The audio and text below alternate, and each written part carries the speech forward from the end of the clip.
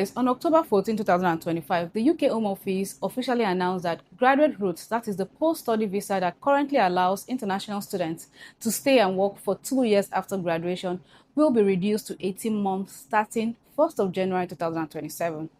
According to their statements, many international students do not transition into graduate level employment, and therefore the UK wants to ensure that students contribute more meaningfully to the economy. But let's talk about this. The decision overlooks the real challenges that international students face within the UK labour market, challenges that are structural, not individual. Let's talk about the reality behind graduate level employment. The government says many international students do not transition into graduate level jobs, but the question should be, why not? It isn't because these students are unqualified. It is because the system is designed in a way that makes it almost impossible for them to meet the very standards now being used against them. Firstly, many employers demand prior UK work experience, a condition that is almost impossible to meet when students are restricted to 20 hours work per week during their studies and they can't even take full graduate role until graduation. Let's assume students were even working during studies. Most employers need 5 years UK work experience when you've spent only 2 years in the UK. How realistic is that? Secondly, many employers refuse to sponsor visas, even for highly qualified graduates. The government's own immigration framework discourages sponsorship through complicated procedures. Let's consider the salary threshold. As of 2024, the minimum salary for skilled worker visa, which most graduates must switch to, was £38,700 per year.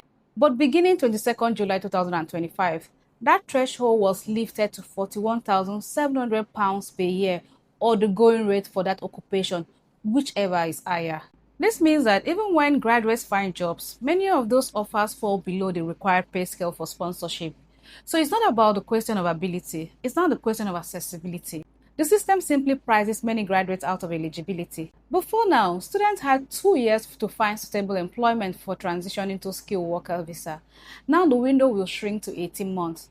Let's put that into perspective.